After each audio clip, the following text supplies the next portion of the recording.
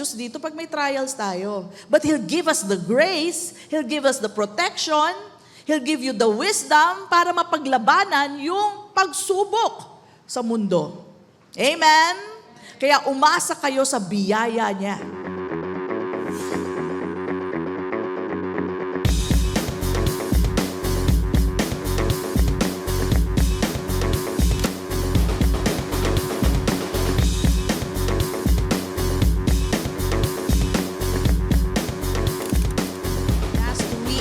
Learned, and I'm just going to give you a review, we learned the truth about temptation. Na ang temptation po, as we saw in the word study, what it means is tests or trials. Yun po talaga meaning niya, tests or trials.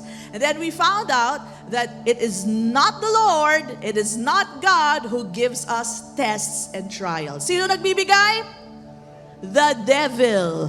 Si Satan po nagbibigay ng tests and trials. At nakita po natin, siya ang nag-tempt kay Jesus. Siya ang nag-test kay Jesus. No? So naging malinaw po sa atin yon. Yung Greek word na perazzo or pirazzo ay the word that means tests and trials. And God did not give any tests or trials, nor will He give us. Right? And today, what we're going to do is we're going to master this. No? Masteral natin to ngayon. Kasi po, to this day, even mga 3 days ago, nag-aaral po ako, nakinig po ako ng mga ibang mga mensahe ng ibang preachers, and talaga pong sinasabi nila na galing sa Diyos ang tests and trials, no? So, pinapayagan daw nila. But sabi ko nga, asan ang verse? Asan ang verse na sinasabi na ang Diyos ang nagbibigay ng tests and trials, no? And we have explained about Abraham and about Job last week. So, if you did not hear the message last week, please refer to the video last week, okay? It is entitled, Let No One Say, and that's part 1. But today, what we're going to do is we're going to see scriptures, proof. Kailangan may scripture no? Kailangan po may scripture, and we are to hold fast to that scripture or to those scripture. Hindi yung sinabi lang. Hindi pwedeng sinabi lang. Kailangan, asa na scripture mo? Yun ang importante kasi ang daming pwedeng sabihin ng tao, pero meron bang katunayan yan? Meron bang katotohanan yan? And the best proof that I could give you, as we gave last week, was John 10:10. Ang dali pong i-memorize niyan.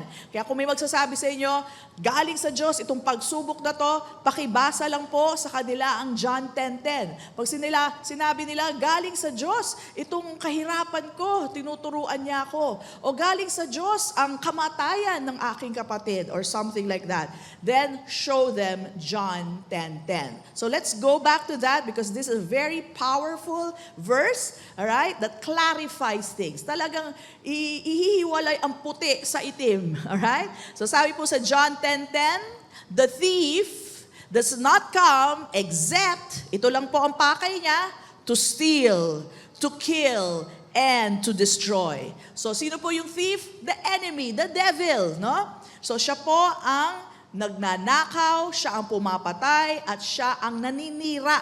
So anything that has to do with that, any work that has to do with that, nawalan ka ng sapatos, na nagkasakit ka, namatayan, okay? Lahat po yan gawa ng kaaway. Ganun lang po kalinaw yan. And then, Jesus said, I have come. Ito po ang pakay niya, ito ang intention niya. I have come that they may have life, buhay, and that they may have it more abundantly. Sabihin natin lahat, more abundantly.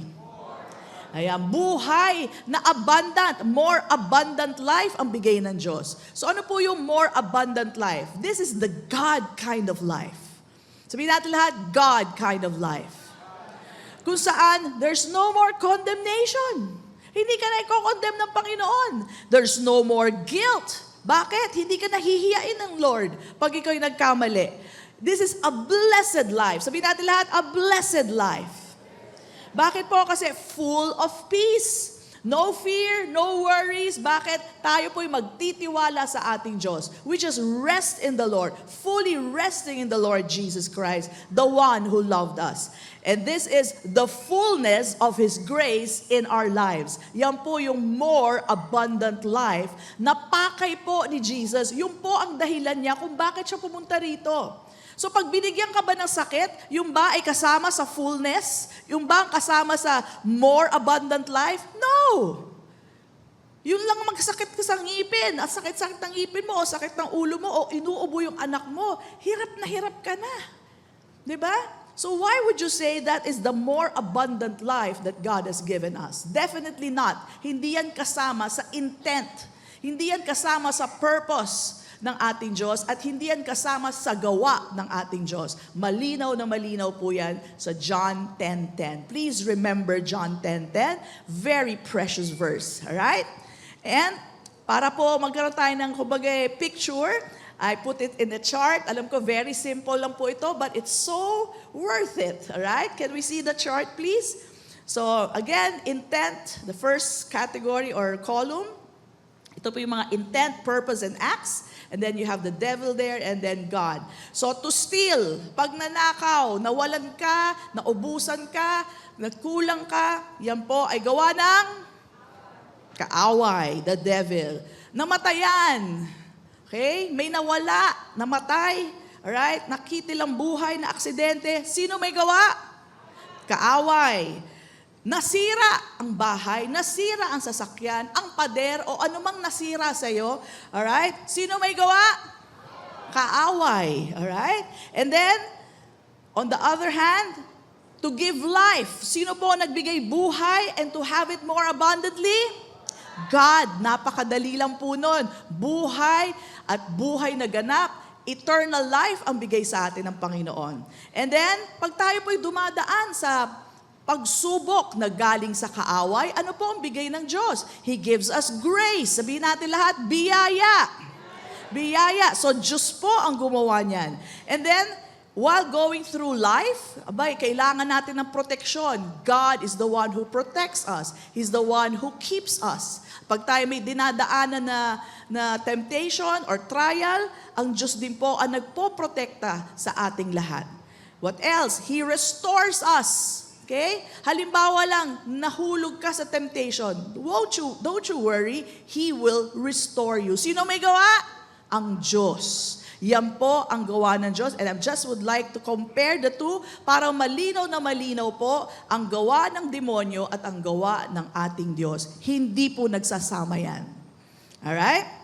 So, kapag sinabi ng isang preaching, ninakaw sa iyo ng Diyos yan para makapag-focus ka sa Kanya. Kasi meron po nagsasabi na kinuha ni Lord para sa Kanya lang ako. Abay, wala pong katotohanan yon. Hindi po totoo yon. Amen? Kapag sinabi sa wake, may burol, di ba? Tapos sinabi nung isang minister, may hawak pang Bible, ang sabi niya, kinuha na ni Lord. Tama po ba yon o mali? Mali, hindi nangunguha ng buhay ang Diyos. Alright? He gives life, but He does not take life. And again, listen to the preaching last week. Maski sinabi ni Job yun, sinabi ni Job yun. Hindi sinabi ni God yun. Alright? Sinabi ni Job, God gives and He takes away. Blessed be the name of the Lord. Hindi po yan sinabi ng Diyos. Sinabi lang ni Job, isang tao, na pwede rin magkamali. Amen? So, hindi po nangunguha ng buhay ang Diyos, siya ang nagbibigay ng buhay. Amen? And then, kapag sinabi po ng isang minister o isang nagtuturo, ay nako, kaya nangyari yan, kinalabit ka lang ng Diyos para daw makuha ang ating atensyon. Mag-focus lang tayo sa kaya sinira yung pader mo. Kaya dinaanan ng baha ang bahay mo hanggang second floor. Hindi po tama yan. Maling-mali po yan. Hindi naninira ng bahay ang Diyos. Amen? Hindi naninira ng bakuran ng Diyos. Para lang kalabitin ka. Hindi ho niya ginagawa yan. Kaya kapag naririnig niyo po yan, panalangin niyo po yung nagtuturo dahil maling-mali po ang kanyang tinuturo.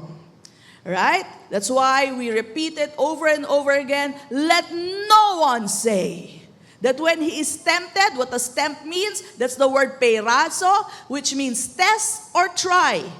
Let no one say, when he is tested or tried, that I am tested and tried by God. Bakit po? Because God cannot be tested or tried, nor does He test or try anyone. Yan po ang katotohanan. At dapat po, yan ay malaman ng lahat, kundi maapektuhan po ang kanilang pag-iisip at ang kanilang relasyon sa ating Diyos. They would think, God is good, kaya lang sometimes He's bad. Pinagkakatiwalaan ko ang Diyos, pero bakit niya ginawa ito sa akin? Bakit nangyari ito sa pamilya ko? It is so difficult to worship God if you think God is good and He is also bad sometimes. God is good all the time, and all the time, God is good. Amen? Only good and perfect gifts, regalo pa yan, walang bayad, comes from God. At hindi ho siya pabago-bago. At tatandaan po natin, with regard to our salvation, we got saved by grace. Regalo lang yan. Hindi naman niya tayo sinubukan muna, subukan ko nga to, pag nakita ko medyo okay na ugali, ililigtas ko yan. Wala pong ganun na test. Wala po talaga. In fact, nasa kasalanan pa nga tayo, namatay na ang Panginoon para sa atin. Amen? So, we also live by grace through faith. Biyaya din. Hindi dahil mabuti ka, kaya ka biniyaan ng Diyos. Hindi po. Maski nga minsan kung ano ginagawa natin, pero praise God, andyan pa rin ang biyaya niya. Kasi ang biyaya hindi nakabase sa gawa natin. Kaya tayo binibiyayaan ng Diyos dahil sa natapos na gawa ni Kristo ng ating Panginoon. Amen? Dahil sa gawa niya, dahil sa kabutihan ng Diyos, dahil sa pagmamahal ng Diyos sa atin. Alright? So, based on His finished work and on the obedience of Jesus Christ, not on our obedience. Our salvation is not work-based. So para saan ang test? Kasi ang test, titingnan yung work mo eh. Titingnan yung performance mo. Kung ito susunod sa akin, bibiyayaan ko yan. Sa mundo po, ganyan kasi. Kaya tingin natin ganun din ang Diyos. Hindi po, ibahin nyo ang Diyos. Hindi ka susubukan, tapos, ayan, mabuti. Okay, bigyan kita. Ano siya, si Santa Claus? Si Santa Claus po, ganun, di ba? Better be good, better be nice. Mali pa yung lyrics ko. Basta, pag naughty ka, hindi ka bibigyan. Pero pag nice ka, bibigyan ka. Yun po ang sistema ng mundo. Ibahin niyo po ang Diyos. It is not based on our works. It is based on the finished work of our Lord Jesus Christ. And everybody says, Amen. Palakpakan po natin ang Diyos. Thank you, Lord, hindi base sa gawa namin. Alright? So, under the law, ganun po kasi. Kaya minsan nakahalo nila, we're not under the law, we're under grace. Under the grace of God. So, dulang biyaya ang bigay sa atin. Okay? So, again, ulitin ko lang po to para ma-master na po natin. Bakit tayo ititest ni Lord kung alam niya na ang lahat? Naniniwala ba kayo, alam ng Diyos ang lahat? Yes! Hindi mo pa nagagawa, hindi mo pa hinihingi sa Diyos, alam niya na. In fact, if you want proof, real proof, basahin niyo Book of Revelation. Alam niya na mangyayari. In detail, alam niya mangyayari. So God knows everything, so why will He test us?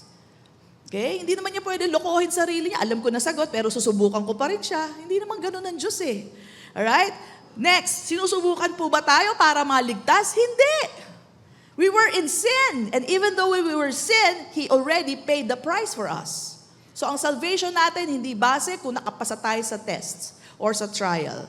Sinusubukan po ba tayo para i-bless ni Lord? Hindi. Bine-bless tayo ni Lord dahil mabuti ang Diyos. Bine-bless tayo ng Diyos dahil mahal tayo ng Diyos, hindi dahil mabuti tayo, mabuti ang Diyos. Amen? So all blessings are based on His goodness, not ours. Not ours. Alright? So, however, itong kailangan natin tandaan, however, He motivates us to do good works. Bakit, Pastora? Ba't niya gusto gumagawa tayo ng good works? At ba't niya tayo minomotivate? Not to be saved, right? Or to be blessed, but to enjoy life. Kasi yun na ang bagay sa'yo, you who are a new creation in Christ Jesus. Yung mga masasama at maduduming trabaho, hindi na bagay sa'yo. Ang bagay sa'yo ay yung good works that He has prepared for us. Kaya minomotivate niya tayo to do that.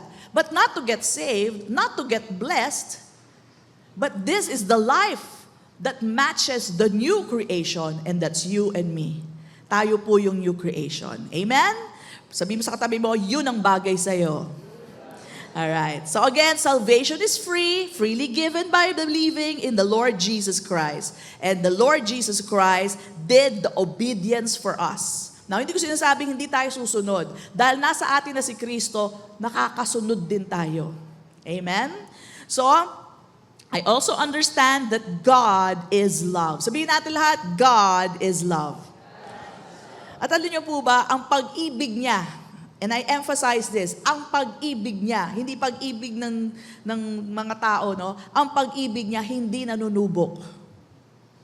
Hindi ho nanunubok ang pag-ibig ng Diyos. Ang pag-ibig niya, nagbibigay, umaalalay, nangangalaga. Yan ang pag-ibig niya. Ang pag-ibig kasi ng tao, minsan nanunubok. Mahal kaya ako nito, di ko tatawagan. Tingnan ko nga kung tatawagan ako. Di ba mga ganyan? May kaartehan ng tao, nanunubok. So ang tao ganyan. Pero wag niyo pong itutulad sa pag-ibig ng Diyos. Hindi po nanunubok ang pag-ibig ng Diyos. Ang pag-ibig ng Diyos, nauuna. Hindi pa tayo humihingi ng kapatawaran, pinatawad na tayo sa krus ng Kalbaryo. Amen? Hindi pa tayo nagpapakita ng kagandahang loob, pero siya, pawang kagandahang loob lamang ang binibigay sa atin. Yun ang pag-ibig ng Diyos. He demonstrated to us His own love. Kaya may own love eh. Kasi it's not the same. It's not the same for everyone.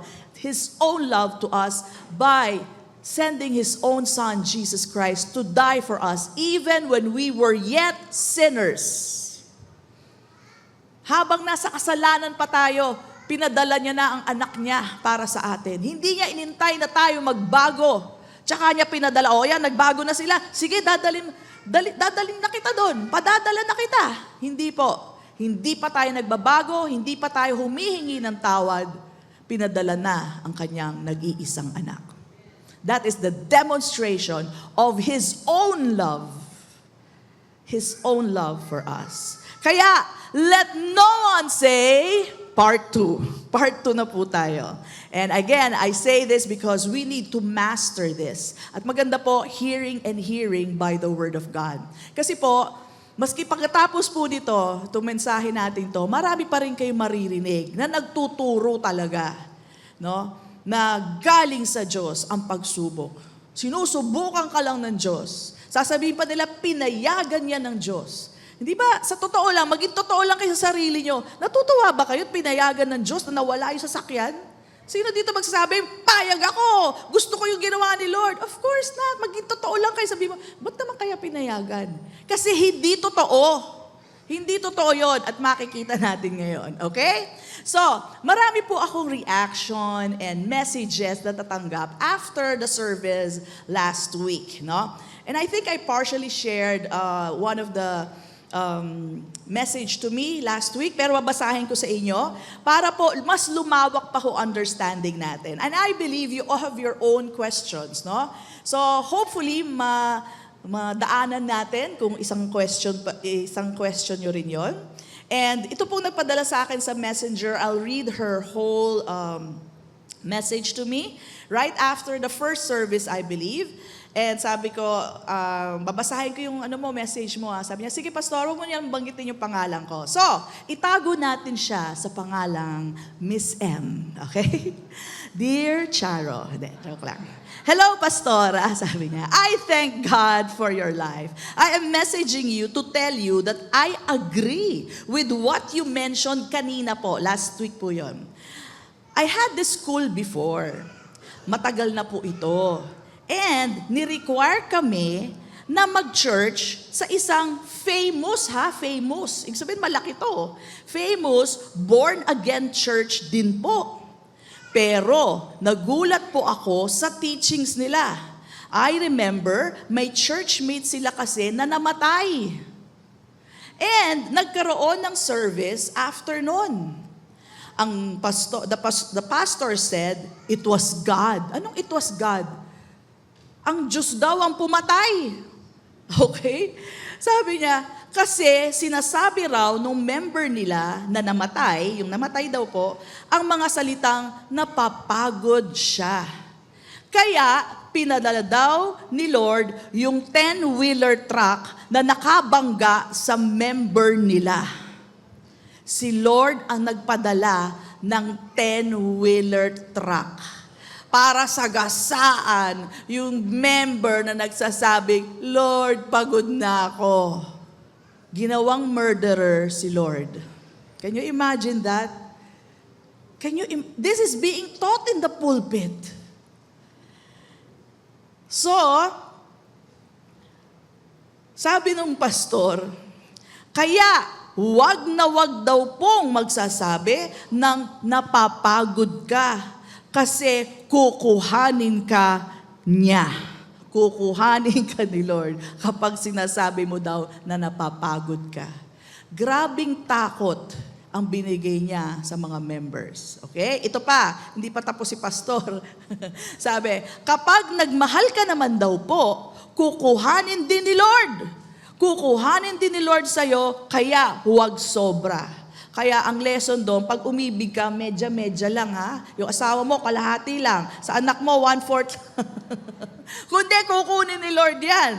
Okay? Kaya sabi niya, kaya yung mga members po, super limited ang galaw. Bakit? Dahil sa fear nila.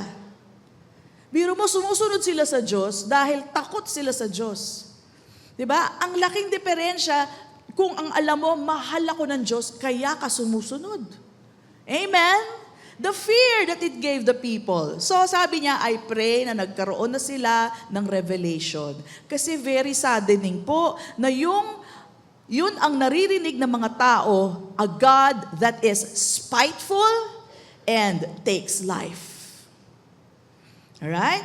So, I share this with you because I want you to see the importance of dealing with this issue na kailangan talaga tumatak sa puso natin na hindi galing sa Diyos ang trials, ang testing, kamatayan, kinukuha ni Lord at pinapayagan niya mga bagay na to sa buhay natin. So this is why I want to share this again and again because faith comes by hearing and hearing by the Word of God. And it will really affect your relationship with the Lord knowing that God does not give any trial. Hindi siya ang nagbibigay ng pagsubok at hindi niya rin pinapayagan yan. Papatunayan ko po sa inyo. Of course, you've heard me talk about it last week, pero kailangan pa rin nating marinig, no? Because ako mismo, nakakarinig ako ng preaching sa Facebook at sa mga YouTube. Ang dami po talaga. So, asan ang scripture? Na ang Diyos ang nagbigay ng trial. No? We explained about Abraham, we explained about Job. Today we'll explain something else. Okay? So what a misrepresentation ang ginagawa nila sa Diyos. Biruin mo, nagpadala ng 10-wheeler truck ang Diyos? Para piratin yung tao na yun. Talagang pirat yun. 10-wheeler truck. They made the Lord a murderer. And let me tell you, that is an evil teaching. I'm not apologizing for that. That is evil. To attribute to God that He would send a 10-wheeler to crush a person just because napapagod na siya.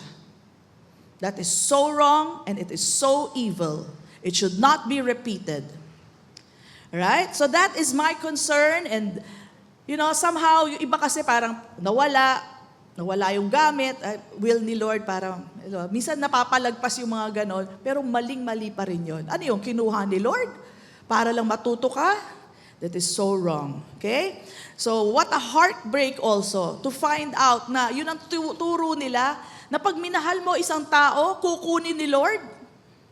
Paano pag nawala? Sisisihin mo pa yung sarili mo kasi minahal ko kaya hindi na ako magmamahal ng todo. Mali-mali po ang mga mensahe. And this is from a very, sabi niya, popular church. So it must be a big church, no? So this is my concern and I believe marami pa ho kayong mga kilala na ganito po ang kanilang thinking sa Diyos. Na ang Diyos ang nagbibigay ng sakit, karamdaman at kahirapan para turuan ako ng leksyon. Para testingin ako, subukan ako kung tunay ngang mahal ko siya. Hindi niya kailangan gawin yon para makita ang ating mga puso. God knows everything already. Amen? Okay. So, meron pa ho isa. That's the first one that I want to share with you. Another comment on our post. So, nagpo-post tayo sa Facebook and meron tayong comment doon from our member also, no? So nag-a-attend din siya dito, and I want to share you this because I want you to know the answer. Baka sakali po tanong din sa inyo, no? So the comment goes this way. Nasa slide po 'yan. Sabi niya, as per this verse, may quote kasi siyang verse.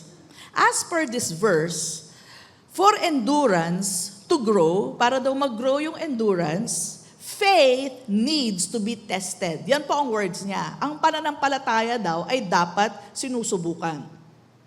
Sabi niya, kanino galing yung testing para mag-grow ang endurance? Sa Diyos o sa demonyo?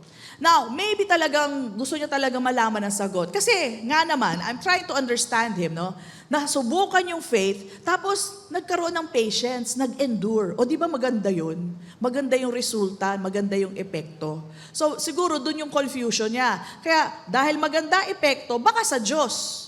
Baka sa Diyos nga ba o sa demonyo galing? Ang ganda ng resulta Nagkaroon pa ng patience, nagkaroon ng growth and endurance. Okay? And in fact, he quoted James chapter 1, 3-4. Ito po yung sinasabi niyang verse. Sabi niya, for you know that when your faith, sabihin natin lahat, when your faith, okay, when your faith, kapag ang faith mo ay tinest, right? When your faith is tested, your endurance has a chance to grow.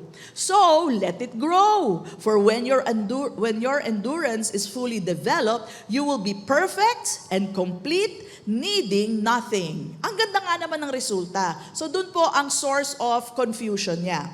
So, my answer is this. Ito po ang sagot ko. Andiyan ba sa ano? Ang sabi ko sa kanya, faith does not need to be tested. Kasi sabi niya, ang question niya kasi, faith needs to be tested daw. Sabi ko, wala naman nakasulat na faith needs to be tested. We have to be careful with the words that we use Hindi naman po sinabi sa James 1, your faith needs to be tested. Ang sabi dito, for you know that when your faith is tested, kapag lang, kapag tinest. Pero hindi sinabing kailangan matest. Nakita niyo po ba yun?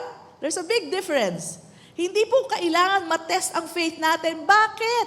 Because this faith is the faith of Jesus. There's nothing wrong with the faith of Jesus that He gave us. Ito po yung regalo ng Diyos. At ang Diyos hindi nagbibigay ng sirang regalo. Amen? Buong buo ang faith natin, gamitin mo na lang. Yun na lang problema kasi hindi ginagamit minsan. Pero yung faith na binigay sa atin is the faith of Jesus. There is nothing wrong with your faith. So our faith does not need to be tested. But when it is tested, yun, tama na. When it is tested, ang production yan o ang nangyayari po ay nagkakaroon tayo ng patience or endurance. Okay? So yung tanong niya, kanino galing? Kasi nagkaroon ng patience O di ba ang ganda ng bunga? Okay. So, ang sagot ko sa kanya ay ito. Sabi ko, let no one say nga Huwag mo daw sasabihin na galing sa Diyos yan. Yung temptation, testing, and trial. Yun po muna ang sagot ko sa kanya. Kaya, clearly, kung hindi galing sa Diyos at hindi mo daw dapat sabihin na galing sa Diyos, clearly, kanino galing? Sa demonyo. Kasi huwag mo daw sasabihin So, that's clearly the devil's work, no? Ang maganda lang nangyayari, right, ay even though the enemy gives us trials, siya pa rin nagbigay, demonyo pa rin, the Lord turns it around. Kita niyo ba yun? The Lord turns it around for our good. So, in effect, faith produces patience when it goes through trials. Kaya wala na magagawa ang kaaway sa atin dahil God makes it good for us. Black and white lang yan, sabi ko, God is good all the time, the devil is bad all the time. So yung trial galing sa demonyo. Pero nung nakita ng Diyos na binigay sa atin yung trial, tinurn around niya para ang mangyari sa atin, humaba ang pasensya natin. Parang may kasabihan na, I'm sure you've heard of this, when life gives you lemons, anong gagawin mo? Make lemonades. Kumbaga, you turn things around for good, no? So, ganun ang ginawa ng Diyos sa atin. Nakita niya, binigyan tayo ng problema, ng kaaway. Anong gagawin ng Diyos? He turns it around for our good. So, pagamat dumadaan tayo sa mga pagsubok, alam niyo nangyayari? Humahaba ang pasensya natin. Kala ng kaaway, nakaisa siya? Hindi. Wala. Zero siya. Dahil humaba pa ang pasensya ko. Amen? So, sala sa init, sala sa lamig, panalo pa rin ang Kristiyanong nananampalataya kay Kristo Jesus. Amen? Hindi tayo pababayaan ng Diyos na sa trial matatalo tayo. Hindi po pwede. The Lord will always make a way for us. Amen? And that's why in Romans 8:28, sinabi po dito, tingnan nyo to, konektado po ito, and we know that all things work together for good. For good pa rin. Sinusubukan ka? O, ang gagawin ni Lord, for good pa rin yan. For good to those who love God, to those who are the called according to His purpose. Amen? God will make it good. Under grace, believers are preserved. During a trial, may pinagdadaanan ka ba ngayon? Huwag ka mag-alala. The Lord is preserving you. Okay? Siya ang gumagawa doon. Yung demonyo nagbigay ng trial, pero siya ang nagpe-preserve sa'yo. Ang Diyos ang nagpe-preserve sa'yo. Ang Diyos ang nagpo-protect sa'yo. Right? Ang Diyos ang nagbibigay sa'yo ng kalakasan habang dumadaan ka sa pagsubok na yan. Napansin nyo? Maski may pinagdadaanan kayo, kinakaya nyo, Diyos yun. Galing sa kaaway yun, ha? Yung trial, yung pagsubok, yung sakit, pero napaglabanan nyo, bakit? Diyos yun.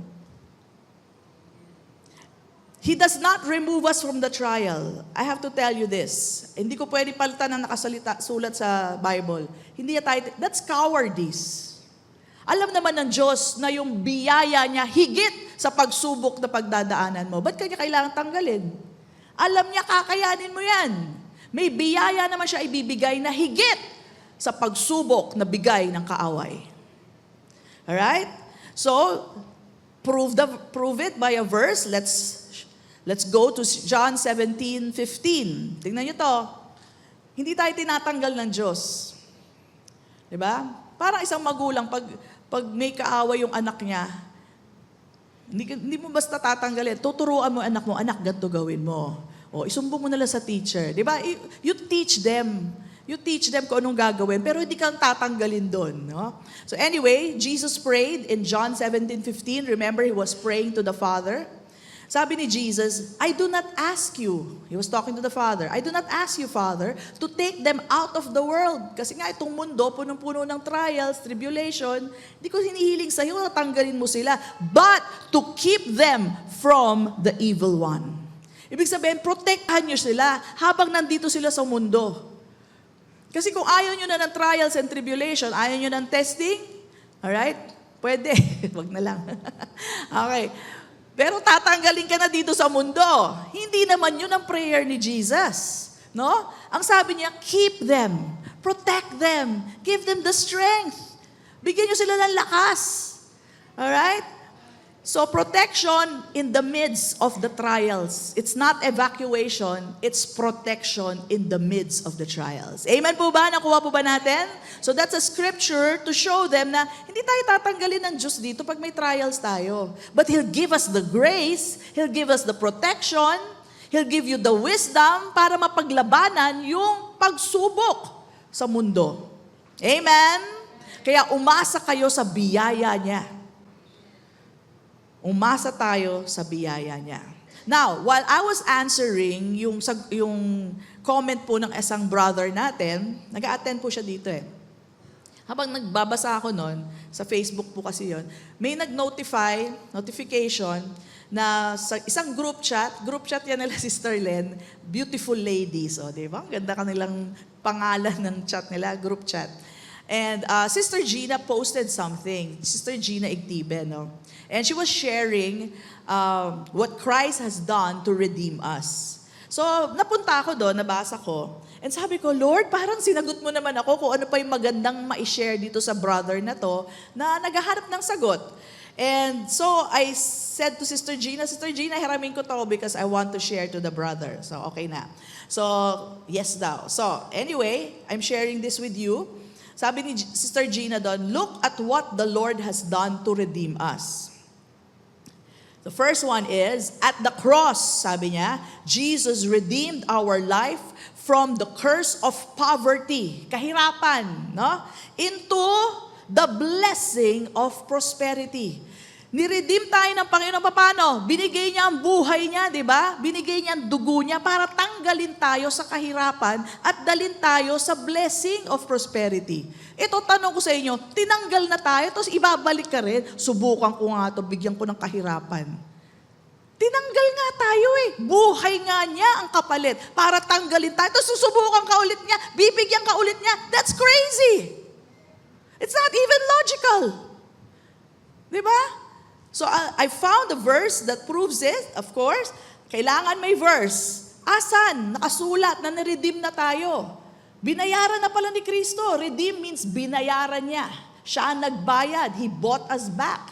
Right? He paid the price. Yung po ibig sabihin ng redeem. Saan nakasulat yon? Galatians 3:13. It says here, Christ has redeemed us from the curse of the law, having become a curse for us. For it is written, cursed is everyone who hangs on a tree. Who hang on the tree? Jesus. So siya yung nasumpa. Why? Ito yung sagot. Why? That the blessing, sabihin natin lahat, blessing, hindi sakit, hindi kahirapan, that the blessing of Abraham might come upon the Gentiles in Christ Jesus. Who are the Gentiles in Christ Jesus? Tayo po ang mga Gentiles in Christ. Dati tayong hentil, pero nakilala natin si Kristo, tayo po yung Gentiles in Christ Jesus. Bakit? That we might receive the promise of the Spirit through faith. Pananampalataya lang, hindi sa gawa, pananampalataya lang. So malinaw na inilabas na tayo sa kahirapan ng ating Diyos. Nilabas tayo para tayo pagpalain, para may blessing tayo. Alright? Tapos bibigyan ka niya ng kahirapan. Subukan ko lang. Tingnan ko kung tatawagin niya ako. Titingnan ko lang, susubukan ko, bigyan ko ng kahirapan, tanggalan ko ng trabaho. Tapos titingnan ko kung tatawagin pa rin niya ako. That's crazy. And that is an evil accusation to our Lord Jesus Christ. He will never do that. Amen? Second thing that Sister Gina shared, at the cross, sabi niya, Jesus redeemed our life from the curse of sickness and disease into the blessing of divine health and divine healing. Okay? So, asan ang verse? Ito ang verse. 1 Peter 2:24. Ako na po yung naglagay ng verse. Kasi sabi ko, kailangan may katunayan. So, sabi dito, who himself, talking about Jesus, who himself bore our, can we go there, the verse? 1 Peter 2:24, yan. Who himself bore our sins in his own body on the tree, so si Jesus po yun, sa krus ng Kalbaryo, that we, having died to sins, might live for righteousness. And then it says here, by whose stripes, sa mga latay ni Kristo, you were healed. So, hinild ka pala niya dahil niredeem tayo ng Panginoon. Okay, tapos, sasabihin ng tao, subukan ko nga to, bigyan ko nga ng sakit sa ulo to, bigyan ko ng ulcer, tingnan ko lang kung tatawagin pa rin. Ganun ba ang Diyos? Tinanggal ka nga niya sa sakit at karamdaman. Kinuha nga niya sa katawan niya. Kaya nga may latay siya sa katawan dahil kinuha niya ang mga sugat para tayo makalaya sa sakit at karamdaman. Tapos susubukan ka ulit. Ano ba yun? Ano bang klaseng logic yan? Evil logic. Gusto ng kaaway, lahat ng sisi mapunta sa Diyos. Napakalinaw po niyan. The third point, at the cross. Sister Gina shared, Jesus redeemed our life from the curse of death into the blessing of life. Buhay ang binigay sa atin.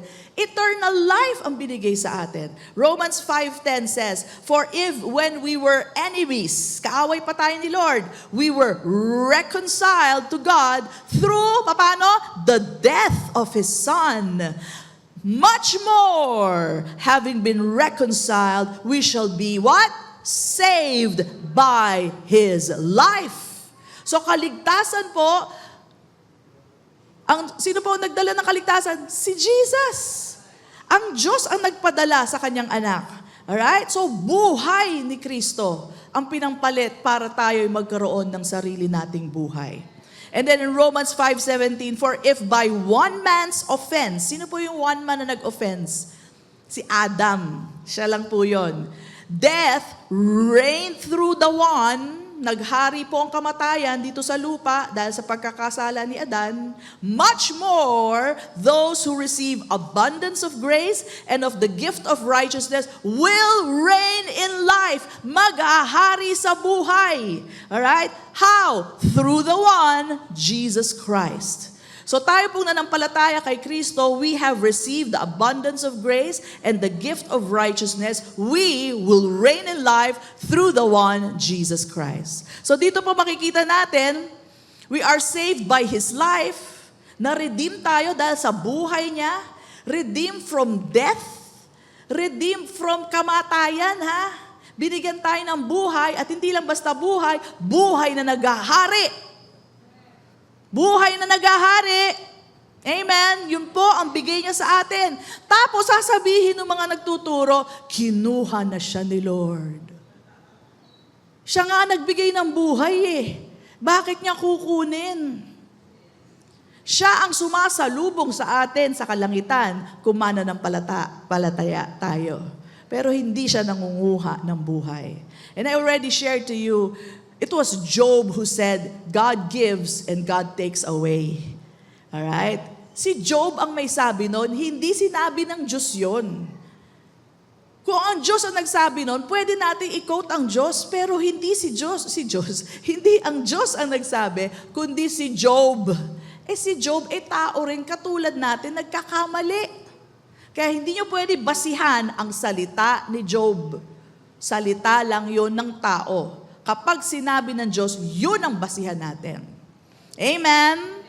So, I added to my answer to this brother of ours, sabi ko sa kanya, if Christ then has redeemed us, siya ang nagbayad ng lahat, binigay niya ang buhay niya, dugo niya para ma-redeem tayo, but put us back into trial, sabi ko, may mali doon, di ba? Sabi niya, binigay niya lahat from all this, from sickness, from death, poverty, will it make sense, sabi ko sa kanya, that He will test us with poverty, sickness, and curse? Sabi ko, no. Hindi niya tayo susubukan doon. Siya na nga nagtanggal, babalik pa niya ulit. He will never test us with any of this kasi siya nga ang nag-redeem sa atin with His own blood. Kaya ang last word ko sa kanya, keep on hearing and hearing by the Word of God. Amen? Yun lang po talaga solusyon. Kung may mga questions pa kayo, and I know may mag-a-arise pang mga questions, no? Paano, pastora, ito? Ito, pastora, paano to? Ito. Tandaan nyo, kung galing sa Old Testament yan, kailangan nyo gamitin ang New Testament or New Covenant lens. Ang pangunawa nyo, galing sa New Covenant, tsaka nyo babasahin ang Old Testament. Kundi, hindi nyo maiintindihan yan. Alright? So, let's bring it down to a very simple example. Halimbawa, may isang magulang, sino dito may mga anak na grade schooler, taas ang kamay, yung mga marunong magbisikleta. Ayan, di ba? Nagpabili ang anak nyo ng bisikleta. Binili nyo naman. Okay? Tapos, isang linggo siya, nagbibisikleta. No? Tuwang-tuwa yung bata. Sabi mo, meron pa magulang sasabihin ganito, sirain ko nga yung bike na yan para masubukan ko yung anak ko kung mahal pa ako. So pinukpok niyo yung gulong, binutas niyo, sinira niyo yung pedal, tapos tinanggal niyo yung manibela. Sa tingin niyo, ano sasabihin sa inyo na anak niyo, kung makakapagsalita lang yung anak, sabihin na, Ayokong sabihin sa Tagalog eh. Sabihin ko na lang sa English. Crazy. My parents are crazy. Di ba? Ayaw mo sabihin sa Tagalog kasi nung pangit tingnan. Okay, but anyway, that's crazy. Ikaw nagbigay ng bisikleta, ikaw rin ang sisira para subukan ng anak mo kung mahal ka. Doesn't make sense. Siya nagbigay ng buhay, siya nagbayad ng sarili niyang buhay para mabuhay tayo, tapos tatanggalin niya ang buhay mo. Does not make sense. Crazy, but you always hear that even on Facebook, even on YouTube na sabi mo, hindi ko akala ituturo ito ng tao na to. Naggaling daw sa Diyos ang pagsubok, kinukuha ng Diyos ang buhay ng tao. That is so wrong. It is so evil. Okay? So that's the second na, sabi sa inyo, ang dami reaction. Meron pa hong third, from another brother here in church. So natuwa naman ako kasi sabi ko, ang daming comments, ang daming may gustong, may interest. So kung may question kayo pero baka hindi na natin masagot, last part na po ito eh. Okay, from another brother here in church, at sabi niya sa akin, Pastora, itago niyo na lang ako sa pangalang Rakista. Rakista daw, baka may nakakilala sa kanya. So, clue, third service siya. Ayan. So sabi niya sa akin, good morning, Pastora. Thank you for the message. Follow-up question lang. He. Sabi niya ganito, sabi niya sa akin, Pastora, i-share niyo kasi baka question din nila. At least alam nila yung sagot. Okay, so sabi ko, sige. So anyway, sabi niya, if God, ito ang question niya, is not a life taker, who orchestrated the great flood during Noah's time? Okay? Sabi niya, hirap kasi i-reconcile. Hindi daw niya mapagtugma, mabuti si Lord, pero siya yung nag-ano ng flood eh. Paano ba yun, di ba? So again, you have to wear New Covenant, and this is my example, this is how you wear your New Covenant glasses to understand the Old Testament. Okay? Sa Old Testament kasi parang shadow na lang yan of what is clear in the New Testament. The New Testament makes everything clear. Kasi ni-reveal na ni Jesus ang puso ng Ama. Ito siya. Kung ano ko, kung ano nakikita nyo sa akin, ito siya. Yung sa Old Testament, vague, hindi malinaw. It's like a shadow. Alright? So anyway, yun po ang tanong niya. Hirap daw i-reconcile. So, ito po ang sagot ko sa kanya. Sabi ko, during the time of Noah, sino po nakakaintindi ng Noah's Ark? Okay, hindi lahat nagtaas. Sinong hindi nakakaintindi ng Noah's Ark? Wala rin nagtaas. Paano ba yan? Anyway, kukwento ko na rin partial lang. But let me give you a deeper study of Noah's Ark. Kasi minsan, ang alam lang natin, nagtayo si Noah ng Ark, pumasok lahat ng mga animals, at nasagip sila sa baha. Parang ganun lang kasimple, no? But there's a deeper study on this.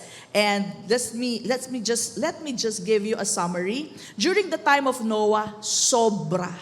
As in, sobra. Pag binasa niyo po yung Bible, makikita niyo, sobrang violence. As in patayan, violence. Ganun po. And wickedness nung time ni Noah. Okay? So my answer was this way. The people during Noah's time were warned. Binalaan sila. How long? 100 years? Sino dito 100 years old na? O di ba hindi tayo nagtatagal ng ganon? Panahon kasi nila Noah, ang tatagal ng buhay nila, 500 years old, 300. So 100 years. 100 years po, nag-preach si Noah ng righteousness. He was a preacher of righteousness. And of course, he would tell people, repent. Magbago kayo, magbabaha. Kaya magbago kayo ng kaisipan, magbago kayo ng puso, at sumama na kayo, kundi mamamatay kayo sa baha. 100 years mo ba marinig yun? Eh, ano nangyari? Walang naniwala eh. Wala. Alright? So, after the 100 years, okay, alam niyo po, meron pong tinatawag na judgment time. This is the Old Testament. Remember? May judgment time. Kasi kailangan may katapusan ang kasamaan. Tama po ba? Alright? Nararapat lang na matapos ang kasamaan. Okay, so sobrang evil, sobrang violence. As in, violente. Ganun po ang panahon nun. And ang example ko na nga of a good judgment is this. Kung meron bang asong rabid or may rabies, kinagat na yung kapitbahay mo, kinagat pa yung isa doon sa tapat nyo, sa likod nyo, ano po ang magandang mangyari? Di ba maganda i-capture mo na yung aso na yon at patayin. Tama po ba? At yun ay nakakabuti sa buong community nyo or buong barangay nyo. Nararapat lang patayin na yung aso na yun. Bakit? Patayin na rin yung aso He's as good as dead. And he's infecting a lot of people. So, ganun po ang tamang judgment. So, ang nangyari po, it was judgment time. Why? Because kung lahat po ng tao ay ma-infect nitong violence na to, lahat po ay nagiging violent and wicked in their hearts, sino matitira? Puro violent? At gusto nyo ba mapuno ang mundo ng violence? Walang matitira sa atin. So God, good thing is, Noah found favor in the eyes of God. So siya lamang. And then yung kanyang asawa. So ilan po ang naligtas? 8. Paano yon? Si Noah, asawa niya, 3 anak niyang lalaki, at yung 3 asawang babae, 8 po sila na nakasakay sa barko. Okay?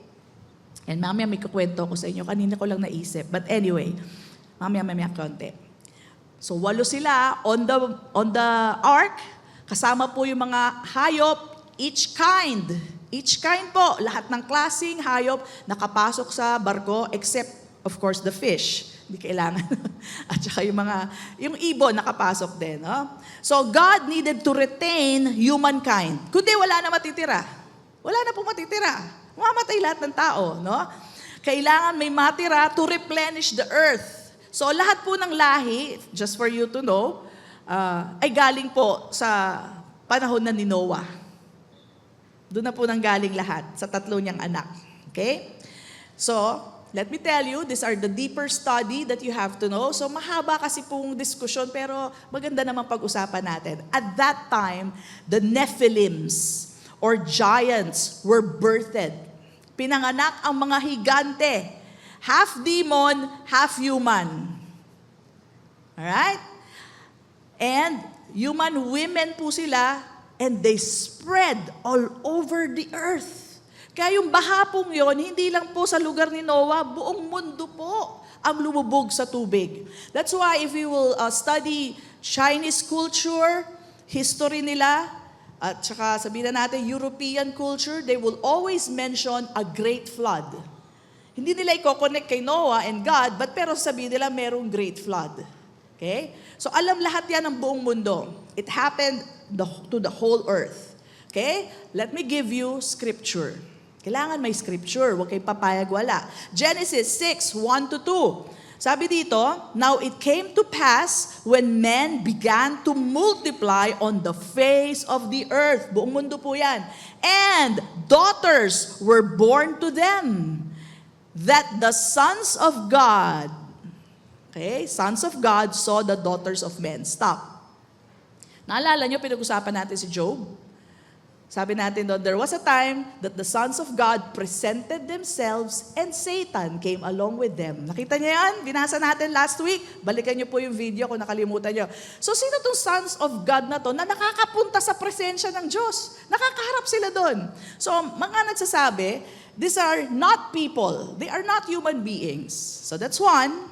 Another would say, they are angels. Fallen. They fell.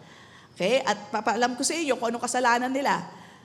And then there was Satan. So sino naman na makakakit sa kalangitan para ipresenta ang sarili nila? Hindi ho tao to. So they are of another kind. Most probably, they say angels. Alright? So ang sabi, ito, balikan natin.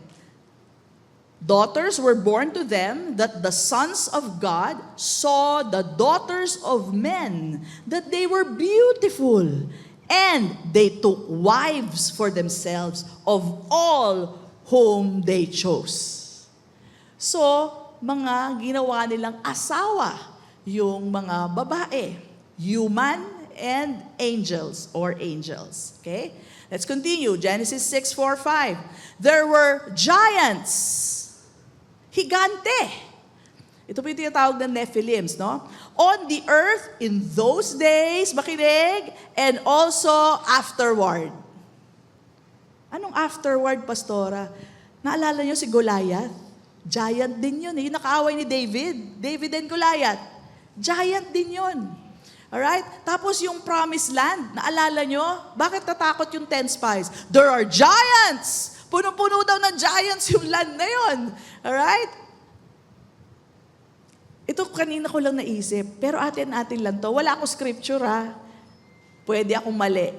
Sabihin niyo, mali si Pastor. Mali. Pwede akong mali dito. May nakalusot. You know why? Because these sons of God were locked in hell. They were locked in hell. So, saan galing yung giants ulit? Nag-isip ba kayo? May nakalusot sa 8. Isip ko lang naman yon. Baka mali. Pwedeng mali. Bakit? Wala akong scripture. Para sa inyo lang yon. Okay? Hindi ko na sabi sa first. Pero mukhang may nakasalisi.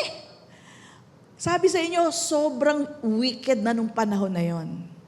Na maari, baka doon sa 3 na asawa, wala, chismis na to. Wag na lang, chismis yon. Okay, let's continue. They were giants on the earth. Pakibura, delete. Pero may nakalusot eh. Kaya nga, nagulat ako. And also afterward. O, di ba? Totoo naman sila Goliath. So anyway, look at this. When the sons of God came in to the daughters of men. Iba lahi nito. Hindi itong tao eh. Came into the daughters of men, and they bore children to them. Those were the mighty men who were of old, men of renown. Then the Lord saw, half sila, kumbaga hybrid sila. Okay? Then the Lord saw that the wickedness of man was great. This is the word ra, yung wickedness. And that every intent of the thoughts of his heart was only evil continually. So kung ganyan na ang tao ng mundo, parang asong rabid na yan. It will infect every person. Ang natira nga lang 8. Alright? So God had to put judgment, a judgment day for this. Kundi walang matitira. Wala. Okay? So by the way, just another information, wickedness in the Hebrew word is the word ra. Di ba mayroong Diyos-Diyosan ng pangalan ay ra? And then the Hebrew word for violence is the word Hamas. Alam niyo yung Hamas? Violence. The earth was filled with Hamas during the time of Noah. Kaya ako sinasabi yan, sinabi po sa Bible, ang pagbabalik ng Panginoon is just like the time of Noah. Full of Hamas. Full of violence. Okay, dagdag lang yan. Okay? But that's the word. And then, sabi dito, but Noah found grace. Yun ang kagandahan. So, maski may wickedness and so much immense Hamas or violence, Noah found grace. Okay? Kaya 8 silang naligtas, may remnant pa, may natira pa, kung saan dun manggagaling ang sangkatauhan. No? So, kung hindi nangyari po ang flood, ang tao dito sa mundo ay punong-puno ng Hamas. Punong-puno ng wickedness, ng Ra. Right? Full of wickedness and full of violence. So, nung pagkasagot ko niyan kay Rakista, sabi ni Rakista sa akin, so, si Lord pa rin. Sabi niya, kulit ko, no? Sabi niya ganyan. So sabi ko, ang alin? Ang pumatay? Sabi ko sa kanya. Sabi niya, yes, si Lord pa rin ang pumatay. So ito na po ang sagot ko sa kanya. Sabi ko, parang hell yan, bro. Sabi ko ganyan. Ang pagpunta sa hell is by choice. Did you know that? God doesn't just throw people to hell. Hindi sasabihin ni Lord, ikaw punta ka impyerno, ikaw punta ka lang. Hindi ganun yon. Okay? People choose to go to hell or be saved. Amen? Nung pinili mo si Kristo, pinili mo ang kaligtasan. Amen? Pag hindi mo pinili si Kristo, anong pinili mo? Kamatayan o hell. So in the time of Noah, they were given a warning. They were being preached righteousness to repent. They were given a choice. Safety on the ark or flood and die. Ayaw nila ng ark, ayaw nila ng safety, di pinili nila kamatayan. So ang Diyos ba pumatay? Hindi. Sila ang pumili ng kamatayan, tulad natin ngayon.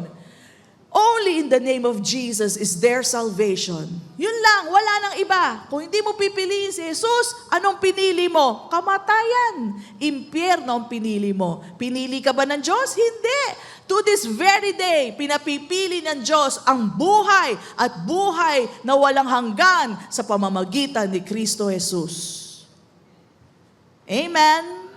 It's the same thing. If people will not choose the Lord Jesus Christ, then they chose their own death. They chose their own hell. Pero pinadala ba sila ng Diyos doon? Hindi. Pinili nila yan. Amen? So yun po ang katotohanan dyan. No? God did not kill them. They chose their own death. Sinabi na papasok ang tubig dito, pinili mo pa rin? Di pinili mo mamatay. Tama ba yun? Diba? Pinili nila ang mamatay. Ayaw nila maniwala Nakita na nila yung mga animals, That's a miracle. Mapasunod mo yung mga hayop, lahat, by twos, may formation pa. That's a miracle. And yet they did not believe. So they chose their own death. Sabi ko nga sa kanya, kasi bro, kung gusto lang sila patayin ng Diyos, di wala nang warning, wala nang preaching. Patayin na lang, wicked naman sila Di ba? Ganun lang kadali yung patayin na kayo lahat. Hindi ko kayo bubuhayin. Wala nang message. Kung yun lang gusto ng Diyos, hindi. Binigyan sila lahat ng pagkakataon, mapakinggan ang preaching for 100 years by Noah. Kaya mabuti ang ating Diyos. Hindi sila pinatay ng Diyos. Pinili nilang malunod dahil hindi sila naniwala. Amen? So mula noon hanggang ngayon, pinapipili pa rin tayo ng Diyos. Sabi niya, I give to you life or death. Anong sabi ng Lord? Choose life. May answer key pa. Binigay pa yung sagot. Napakasimple na nga lang, pero gusto ng Panginoon, none to perish, but all come to salvation through the Lord Jesus Christ. Kaya sabi niya, mamili kayo, buhay o kamatayan. Piliin niyo buhay. So simple, and yet, sad to say, some people will still choose death. It happened in the time of Noah. It will happen again. So 2 Peter 2:9, may natututunan po ba tayo? 2 Peter 2:9, then the Lord knows, sabi dito, how to deliver the godly out of temptation. Siya taga-deliver. Siya ang deliverer natin. Siya ang nagpo-protect sa atin. Okay? Pero hindi siya ang nagbibigay ng trials and testings. And sabi dito, and to reserve the unjust under punishment for the day of judgment. Okay? So again, every time you read the Old Testament, kasi malamang kung magtatanong kayo o may katanungan sa isip nyo ngayon, galing yan sa Old Testament. No? It needs a new covenant lens. Na ano po? That God is good all the time. And all the time, that Jesus revealed the heart of the Father. Na ang Panginoong Diyos, siya po ay mabuti, siya po ay mapagmahal. It is through Jesus that the Father was revealed. Okay? Sabi nga po, alam niyo to, John 3:16, babasahin natin hanggang 17. For God so loved the world that He gave His only begotten Son, that whoever believes in Him should not perish. Yun ang kalooban ng Diyos. Walang mag-perish, walang mapahamak. Yan ang revelation ni Jesus about the Father. But have everlasting life. Tuloy natin sa verse 17. For God did not send His Son into the world to condemn the world, but that the world through Him, through Jesus, might be. Yun ang kalooban ng Diyos. Yan ang gusto niya, pero hindi siya mamimilit ng tao. Never po namilit ang Diyos ng tao. Kasi kung pwede mamilit ang Diyos or kung gawain niya, edi sana pinilit na lang niya tayo tanggapin lahat si Jesus. Pero as we all know, wala pong pinipilit ang Diyos. He respects you, your will. Kaya ikaw na naniwala kay Kristo, ikaw ay ligtas na.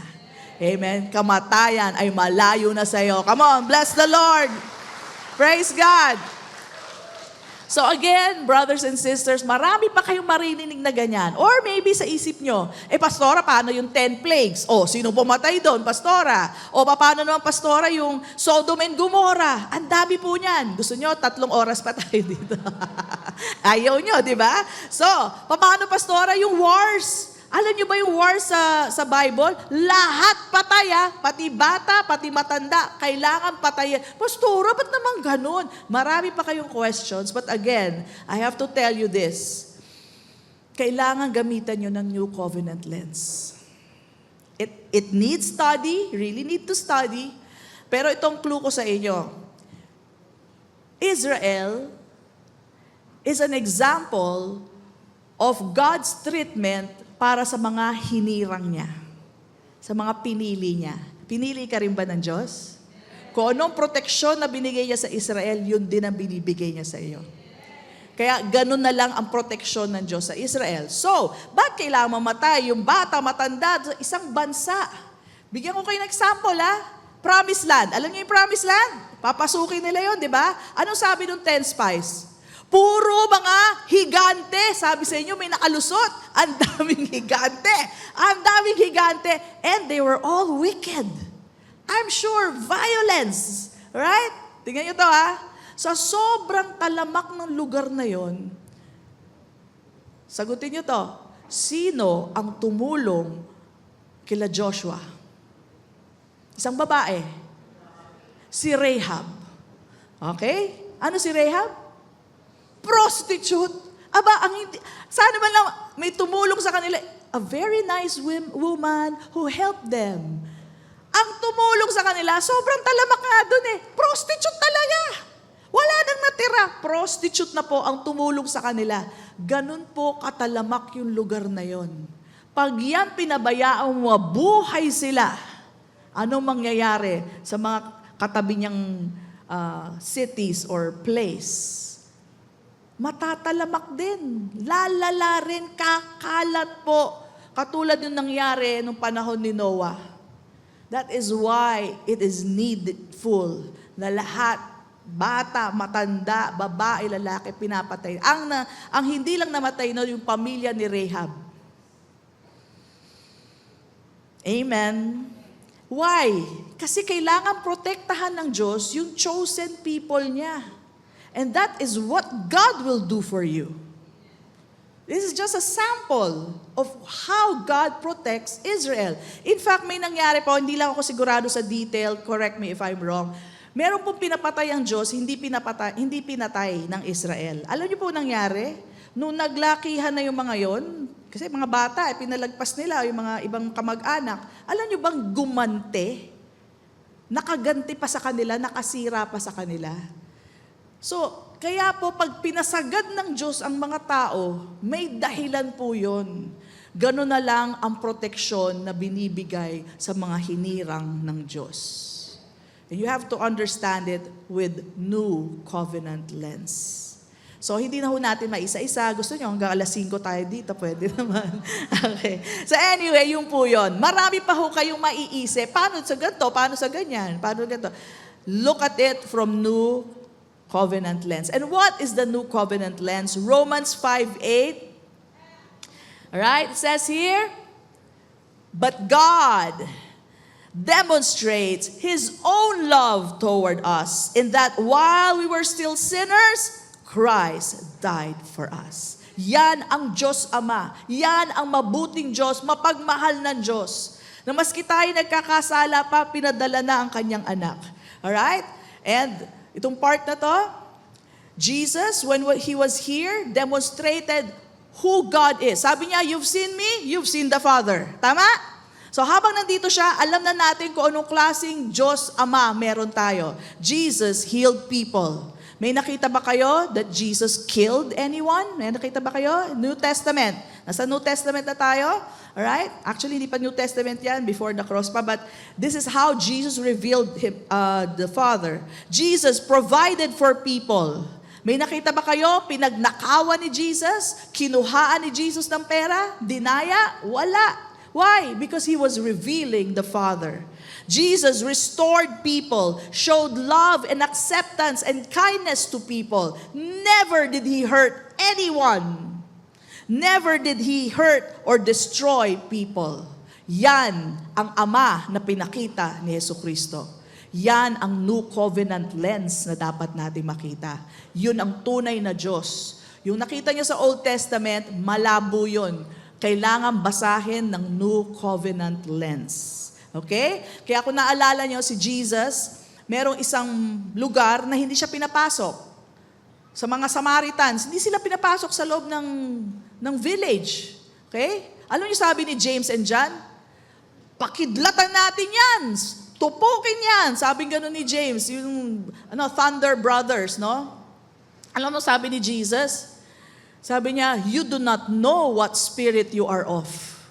Kung baka sinasabi ni Jesus, hindi tayo ganyan. Hindi tayo nanunupok. Hindi natin gawain yan. Wala yan sa spirito natin. Kaya nirebuke niya si James at si John. Mali ang kanilang pag-iisip. That is not of our spirit. Sabi niya ganon. Alright? So, ito na po ang last part. And this is the exercise para ma-master natin to. We will read a verse patungkol kay Paul, and you will read it with New Covenant lens. Habang binabasa natin to, tandaan nyo, mabuti si Lord. Tandaan nyo, mapagmahal ang Diyos. Biyaya ang bigay niya, hindi pagsubok. Okay? Kasi maaring ito ang susunod yung tanong. 2 Corinthians 12, 7-9. And this is the experience of Paul. By the way, if you're going to read this, please do not read this in the Tagalog version. Grabing mali sa Tagalog version. Sa Tagalog, sinabi po talaga, binigyan siya ng Diyos. Alright? Maling-mali po yun.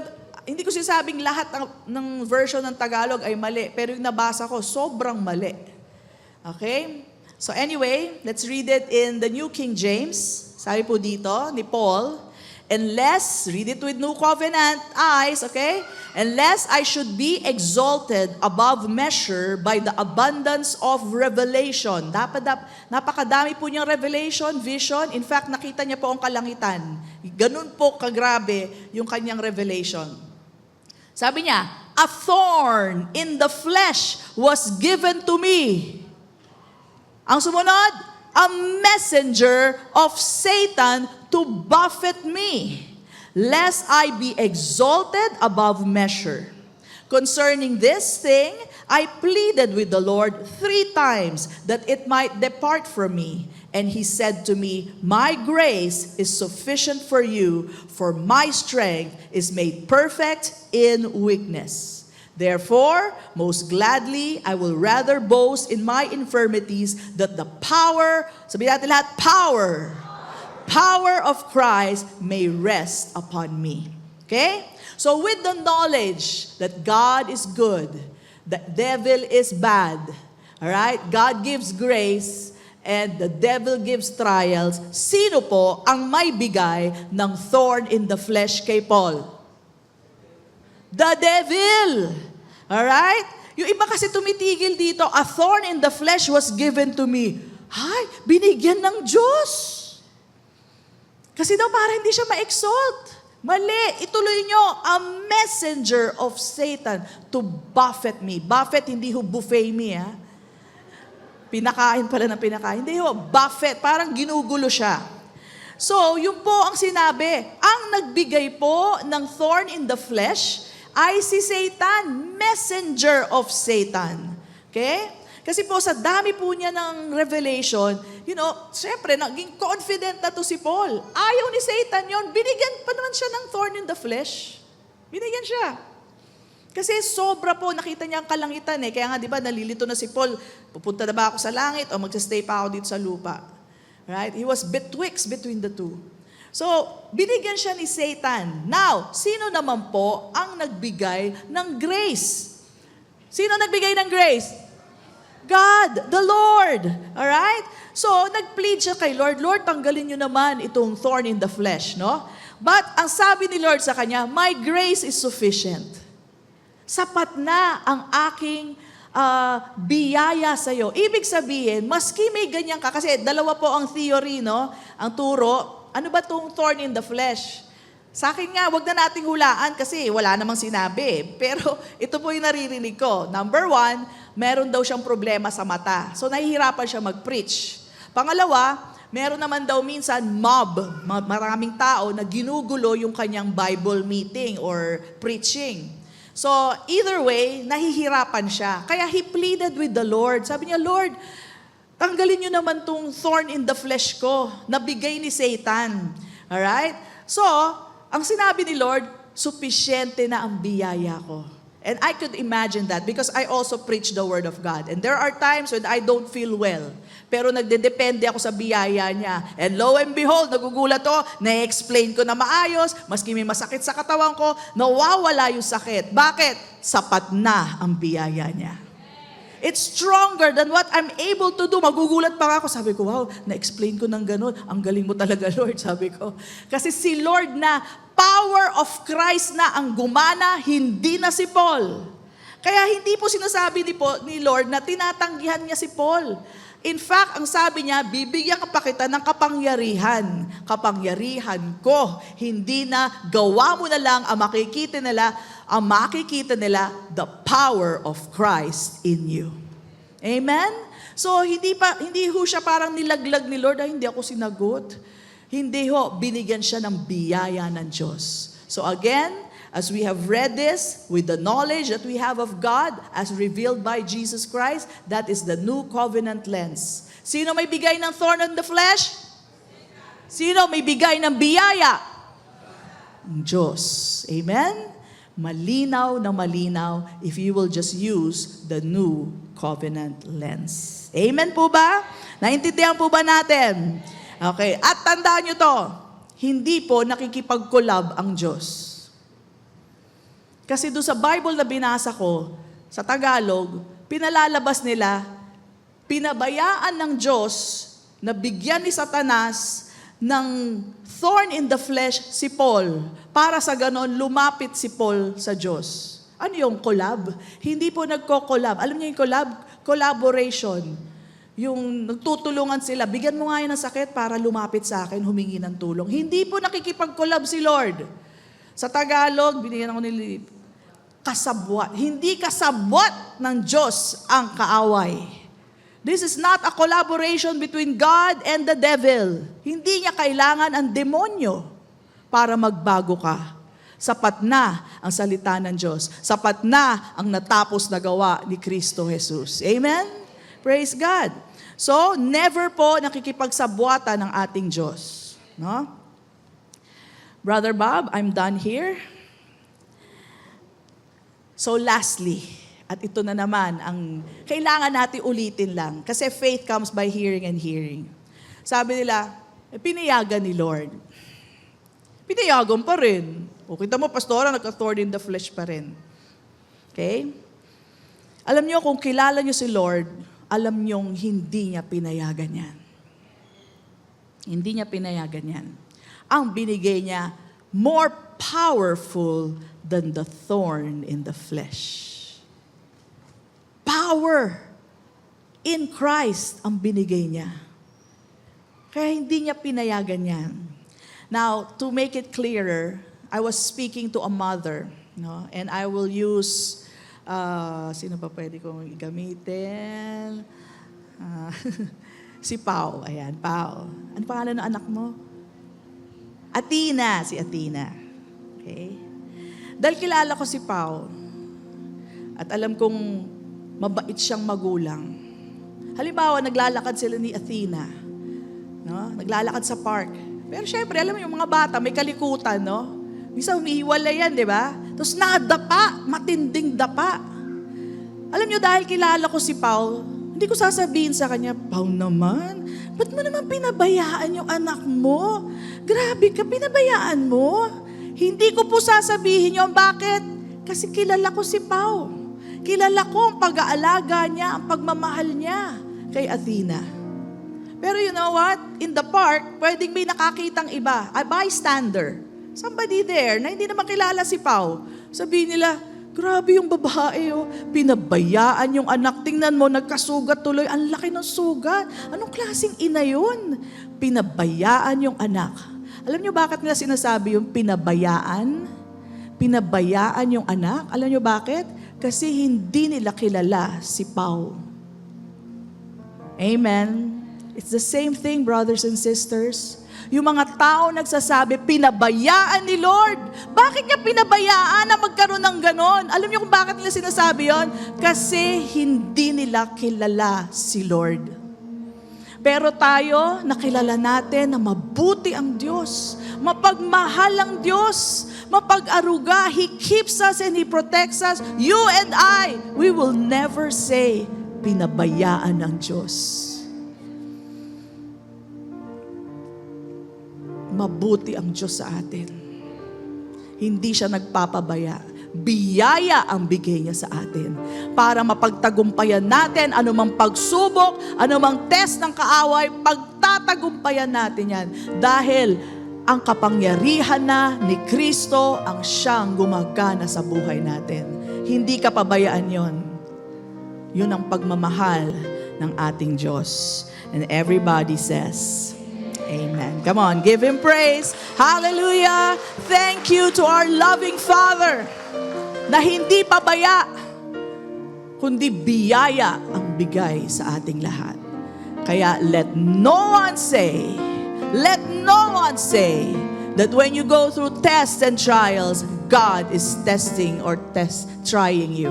Because God does not test or try anyone. God is good all the time. And all the time, God is good. Come on, bless the Lord. Thank you, our Father God. And that is going to affect your relationship with the Lord. Knowing hindi siya nagbibigay sa inyo ng kung anumang sakit, karamdaman, anumang problema o kahirapan, tinanggal niya na tayo dyan, hindi niya tayo susubukan dyan. Amen? Praise God. So today, ikaw na nakarinig na magandang balita na mabuti ang ating Diyos, na binigay niya ang kanyang anak para sa ating lahat, para maligtas tayo. Sabi ng Panginoon, piliin nyo ang buhay. At ang buhay ay na kay Kristo Jesus. And you will be saved. Amen po ba?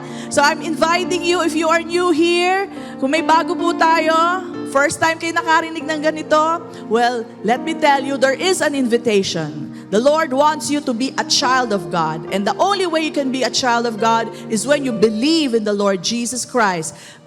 Aangkinin mo, papapasukin mo si Kristo sa iyong buhay at sasabihin mo, siya ang Panginoon mo. And then you will be saved. If you're willing to do that, join me in this very short prayer. Sige po, sabayan natin lahat. Sabihin natin, Panginoong Jesus, tinatanggap kita sa aking buhay. Salamat at ikaw ay namatay para sa akin at nabuhay muli. Salamat sa kapatawaran ng aking mga sala. Tinatanggap kita sa aking buhay bilang Panginoon at sariling tagapagligtas. Salamat, O Diyos, sa buhay na walang hanggan. Ito ang aking panalangin. And everybody says, Amen and Amen. Come on, bless the Lord. If you said that prayer coming from your heart, you are saved. Alright? Pinili mo na ang buhay, hindi impyerno o kamatayan. Pinili mo na ang makapiling ang ating Panginoon, panghabang buhay. Amen? Praise God. So congratulations and we welcome you here in church. Every Sunday, 8 in the morning, 10:30, and 4 p.m. Yan po ang 3 services natin. Except for next Sunday, kasi may guest tayo. But usually, it's 3 services. So please, come and join us every Sunday. You are very much welcome and be part of this family. Okay?